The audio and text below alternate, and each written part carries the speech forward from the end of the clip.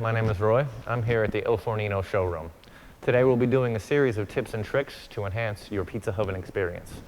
Today our tip is thermal shock. Thermal shock is real and it could happen to any oven flooring, whether it be granite, marble, any kind of flooring really. What is thermal shock? Well, thermal shock is the process of fast heating a surface to a degree that you shock the surface. The surface does not know how to react but to crack. Same principle applies in reverse. If a surface is too hot and you cool it down too fast, same result. How do you avoid TS in your oven? Well, it's a good practice to heat the oven slowly by adding wood gradually, rather than by stuffing the oven with wood in hopes of getting a quicker result.